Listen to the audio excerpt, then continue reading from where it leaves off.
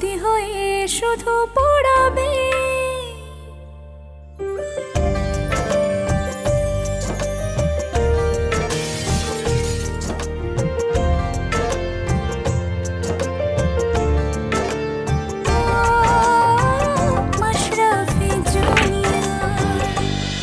কথা কম বলতো, এমনিতে পাগল বানানোর চিন্তায় আমি অস্থির আছি।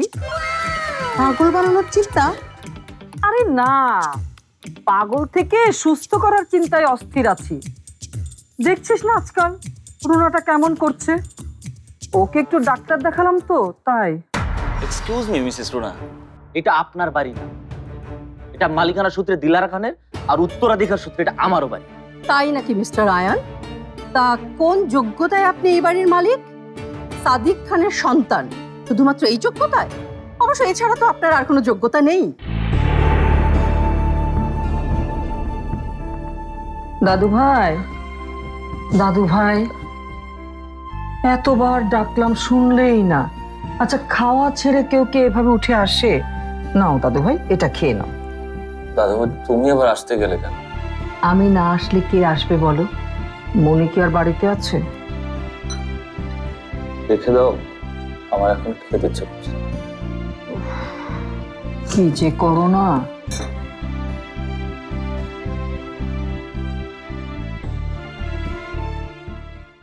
ইচ্ছে না করাটাই তো স্বাভাবিক দাদু ভাই। রুনা যেভাবে কথাগুলো বলল, কোনো স্বাভাবিক মানুষের গলা দিয়ে তো তখন আর খাবার নামতে পারে না। অবশ্য রুনার মতো মানসিক অবস্থার মানুষদের কথা হলে অন্য কথা। দাদু ভাই, তুমিও কি মামুনের মতো বিশ্বাস করো যে আমি একজন অযোগ্য মানুষ? শোনো পাগল ছেলের কথা, তুমি অযোগ্য হতে যাবে কেন দাদু ভাই? অযোগ্য, পাগল, অকর্মা যদি কেউ হয়ে থাকে সে তো তোমার মামুনি। এত বছর চাকরি করেও কোম্পানিতে থাকতে পারলো না। বাদ দাও তো এসব। রুনা ডাইনিং টেবিলে তোমার সাথে যেভাবে চিৎকার চেঁচামেচি করলো, কোনো সুস্থ স্বাভাবিক মানুষ সেটাকে করতে পারে? তার উপরে ধরো সে তো তোমার মা। কোনো মা তার সন্তানের সঙ্গে এরকম ব্যবহার করতে পারে? কোথায় সন্তানকে সান্ত্বনা দেবে বা ঘরের বউটাকে ঘরে ফিরিয়ে আনবে, তা না, উল্টো বলে দিল ঘরের দরজা বন্ধ করে দিতে। তার মানে তুমি কি বলতে চাইছো? কি বলেছিলাম দাদু ভাই? মিলল তো এখন আমার কথা? রুনা যে এখন সুস্থ স্বাভাবিক মানুষ না। শোনো দাদু ভাই, তার জন্য না তোমার মামনিকে তুমি ভুল বুঝো না। সুস্থ মানসিকতার মানুষ হলে তো এরকম কথা হয়তো সে বলতোই না। যমুনা রেফ্রিজারেটর, খাবার ফ্রেশ তো লাইফ জম্পেশ।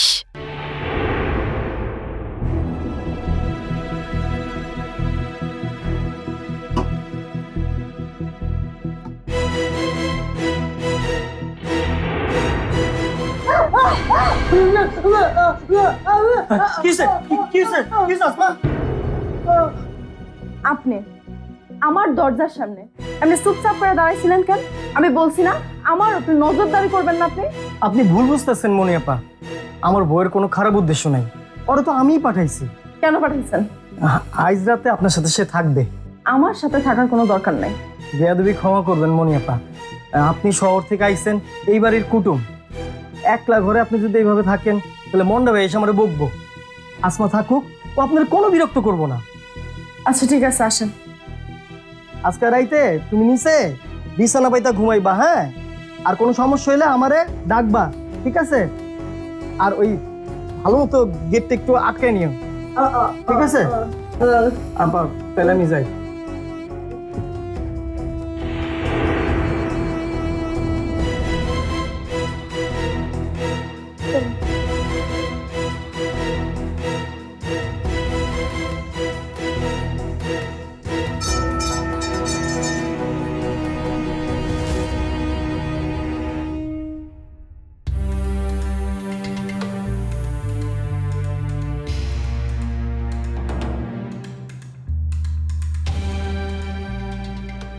বুঝি না আমি যেখানেই যাই না কেন বিপদ আমার পিছু ছাড়েই না। আচ্ছা আমার কপাল না এমন কেন?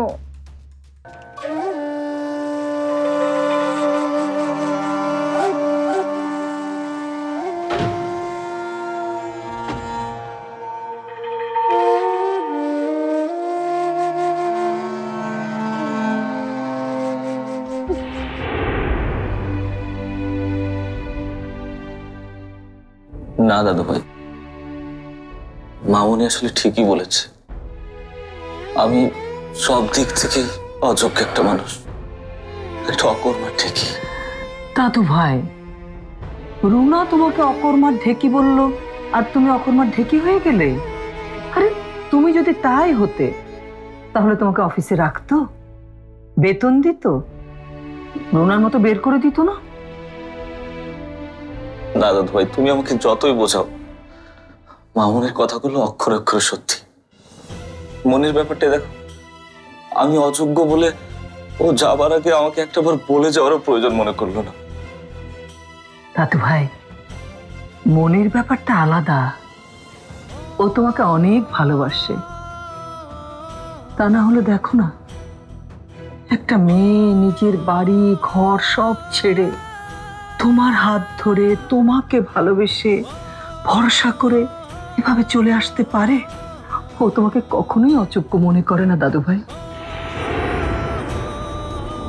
কিন্তু দাদু ভাই, আমার তো মনে হচ্ছে যে মনি... শোনো আয়ান, যে মানুষ ছোটবেলা থেকে কারো ভালোবাসা পায়নি, সবসময় তুচ্ছ তাচ্ছিল্য অবহেলা পেয়েছে, তাকে তুমি মানুষ হিসেবে দেখেছো, বন্ধুর মতো তার সাথে আচরণ করেছো, ভালোবেসেছো। কয়জন মানুষ পারে বলো তো এরকম সাহস দেখাতে, বাড়ির কাজের মানুষকে নিজের স্ত্রীর সম্মান দিতে? মনে কি এসব কথা মনে রেখেছে দাদু ভাই? ওই যে বললাম না, ছোটবেলা থেকে সবার অবহেলা পেতে পেতে না ওর ওর মনের ভেতর একটা অনিশ্চয়তা ভর করেছে। তাই প্রিয় মানুষের সামান্য অবহেলা সহ্য করতে পারে না। তোমাকে, এই যে তোমাকে পাওয়ার চেয়ে না ওর ভেতরে হারানোর ভয়টাই বেশি থাকে দাদু ভাই। তাহলে সে যে আমার কাছ থেকে দূরে সরে গেল, নিরুদ্দেশ হয়ে গেল, আমাকে না বলে, এটা কেন করলো সে? হয়তো সম্মানে আঘাত পেয়েছে, তাই করেছে। চিরদিনের জন্য তো করেনি দাদু ভাই। তাছাড়া তুমি তো ঠিকানা জানো সে কোথায় আছে।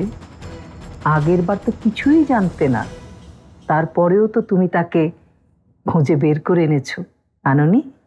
হ্যাঁ, তাহলে তো এখন তাকে আবার ফিরিয়ে আনতে হয় এই বাড়িতে। কি সর্বনাশ!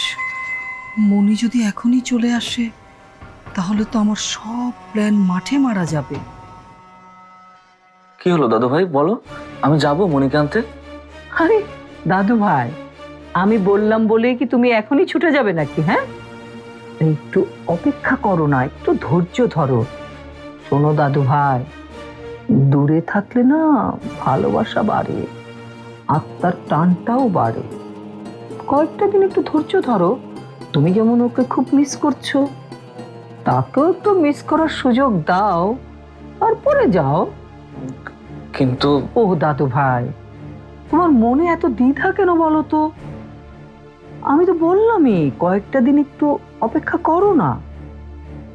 ও আরেকটা কথা, ভাবো তোমার মামুনিকে কোন পাগলা গারদে ভর্তি করাবে। উফ, আমার মাথায় ঢুকছে না। শোনো দাদু ভাই, দুধটা খেয়ে নিও। হ্যাঁ, দুধটা খেয়ে তারপর শুয়ে পড়ো, ঠিক আছে?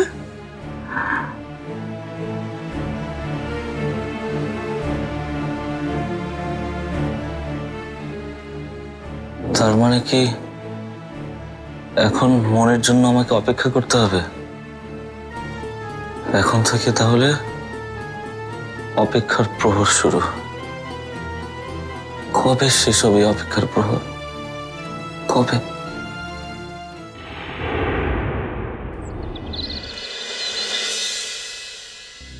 Ladies' job. তোরে না কইলাম মোহন থেকে মনটা সব কাজ আমি করো, হ্যাঁ? আবার একই কথা কইতেছ। মনটা কই আছে সেটা কি আমি জানি? আমি কিচ্ছু জানি না, মনে হয় পালাইছে। শোন শোন বেটা, মনটা নাই তো কি হয়েছে, আমি তো আছি। হ্যাঁ, তোরা কোনো চিন্তা করিস না। অন থেকে তোকে সব দেখভাল আমি করব, একদম চিন্তা করি দোষ না। আচ্ছা রাখি, পরে কথা কব না, খালি ডিস্টার্ব। কে জিজ্ঞেস করছে ভাইয়ের কথা? কে আবার? গ্রামের বলাবা, খালি ডিস্টার্ব। মন্ডা ভাইয়ের কথা জিজ্ঞা, কই আছে, কি করতেছে? আরে বাবা, এগো ভুল দিতে দিতে আশা ভরসা দিতে দিতে আমার জীবন শেষ হয়ে যাবে। মন্ডা ভাই নাই, আশা ভরসা তো আমি দিই, কিছু করার নাই। সুখে দুঃখে তো আমি তাকে পাশে আছিলাম। আচ্ছা,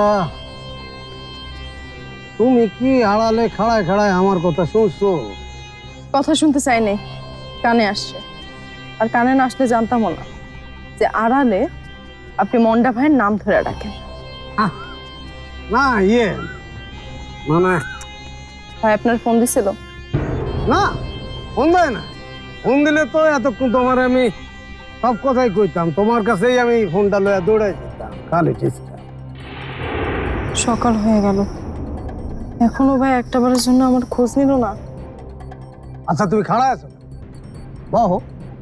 না থাক, আমি ভিতরে গিয়ে দেখি রান্নার কি অবস্থা। ভাই হঠাৎ করে চলে আসলে তো আবার খাইতে চাইবো। আর ওই যে বসো, একটু বসো বসো, ঠান্ডা হও, একটু শান্ত হও, বসো, চা খাও, ভাল লাগবে। তোর বল। থাক, চা লাগবে না। আরে লাগবো না মানে লাগবো। চা খাইলে মনটা ভালো হইব, বুঝো না কে? আচ্ছা কাল রাতে তোমার ঘুম ভালো হয়েছিল? ঘুম কি আর আসে ভাইরে, যতক্ষণ পর্যন্ত না আমি নিজের চোখের সামনে না দেখবো, তার সাথে কথা না বলবো, ততক্ষণ পর্যন্ত আমার শান্তি হইব না। আচ্ছা ভাই কালকে রাতে কি বলছে যে সে কখন আসবো? দেখো মনে, তোমাকে আর ডিস্টার্ব না কইরা সত্য কথাটা বইলা দিই। সত্য কথা হচ্ছে, মন্ডা ভাইয়ের লগে গতকাল রাতে আমার কোনো কথা হয় নাই। কি বললেন? তার মানে আপনি আমার সাথে মিথ্যা কথা বলছেন? কি করো ডিস্টার্ব? তোমার ডিস্টার্ব করে কোনো লাভ আছে? যে লেভেলে তুমি চিন্তা করতেছিলা, মিথ্যা কথা কম ছাড়া আমার কি উপায়? তাই বলে আপনি আমার মিথ্যা বলবেন? আমি তো ভাবছিলাম যে মন্ডা ভাইরে আমি সকালবেলা আমি আমার চোখের সামনে দেখতে পারবো। খালি ডিস্টার্ব। ওই যাও, মন্ডা ভাই যেখানে যেখানে যায় সেখানে সব ঠিকানা আপনি আমার এখন দিবেন। আমি নিজে গিয়ে ভাইয়ের খোঁজ নেব। দেন। খালি ডিস্টার্ব। আসতে যাইবা যাই, অসুবিধা নাই, যেখানে ইচ্ছা যায়।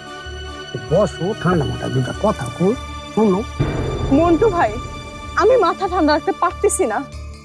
আমার কিচ্ছু ভালো লাগতেছে না। আমার এখনই বের হইতে হইব। খালি ডিস্টার্ব। আরে বোকা মায়া, আগে তো আমার কথাটা শুনবা, ঠান্ডা মাথা আমার কথা শুনো, কি কইতে চাই। না শুনলে তো কিছু বুঝবা না। এটা বহো, শুনো, তারপর দেখে নেই কোনো বস।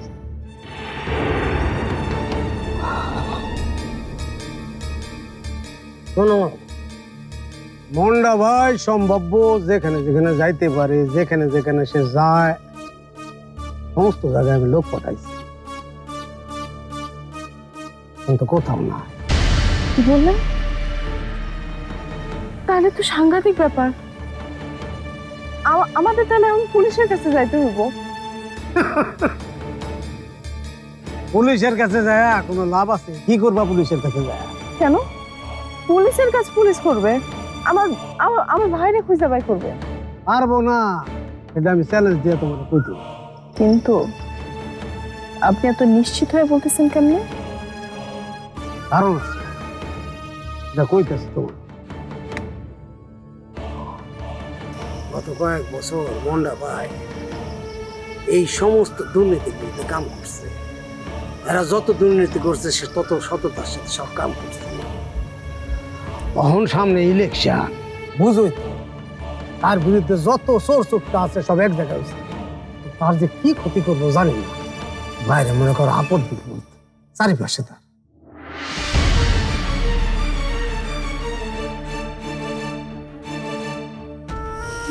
না না, উফ, আমার তো এখন খুব চিন্তা হইতেছে, কি করবো। পুলিশ, পুলিশের কাছে যাইতে হইব। পুলিশ বাড়ি থেকে আসেন?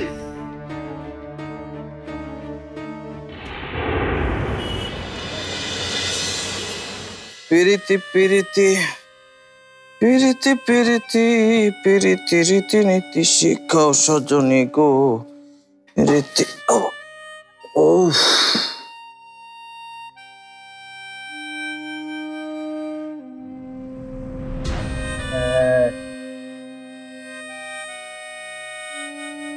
দুই তিন। কি হলো? থামলি কেন? জুতা নেবো? না, জুতা মারবে না, জুতা মারবে না, জুতা মারবে না প্লিজ। কান ধরেছি, কান ধরেছি, কান ধরেছি।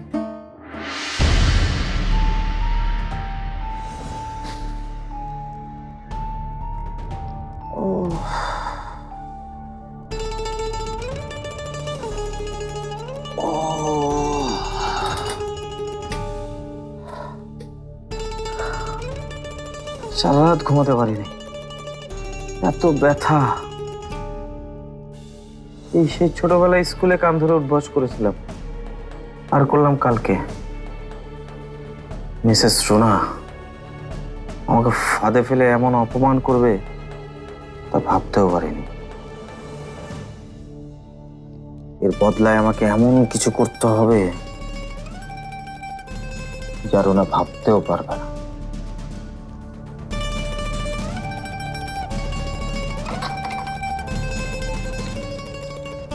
শাকিল, আমার রুমে আসো এক্ষুনি।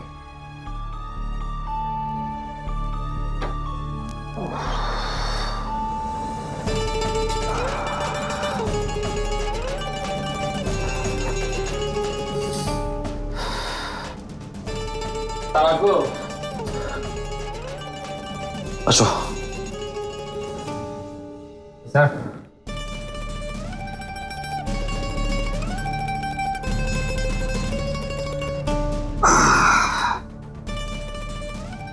মিসেস রুনার ব্যাপারে কিছু করেছো? ইয়েস স্যার, ওনার যাবতীয় বেতনাদি সব হিসাব করে রেখেছি। Shut up nonsense. যে মহিলা আমার নামে এত কিছু মিথ্যে বলে গেল, আমার আন্ডারে থেকে আমাকে অপদস্থ করে গেল, তার আবার কিসের বেতন ভাতা? ইয়েস স্যার, তাকে তো বেতন দেওয়ার প্রশ্নই আসে না। বেতন তো দূরের কথা, ওনাকে আমি জেলের ভাত খাওয়াবো। আমি আমার পেশাগত আর ব্যক্তিগত জীবন কোনোদিনও মেলাইনি, আর কখনো মেলাবো না। আয়নের কথাবার্তা দেখছি সব একদম সাদিকের মতো হয়ে গেছে, ফেক কনফিডেন্স আর গালগপ্পে ভরা। এভাবে সব সময় যদি আমাকে পাপার সাথে তুলনা করেন তাহলে কি থামলে কেন বলো? স্যার, ভালো হয়েছে আপনারা আসছেন। পুলিশকে দেখে মানুষ ভয় পায়, আর এখানে এসে দেখতেছি একজন বলতেছে ভালো হয়েছে, আর একজন বলতেছেন আমাদেরকে নিয়েই কথা হচ্ছে। জি স্যার। আচ্ছা, মন্ডা ভাইয়ের কোনো খবর আছে? উনি কে? মন্ডা ভাইয়ের বোন শহর থেকে আসছে। ও আচ্ছা,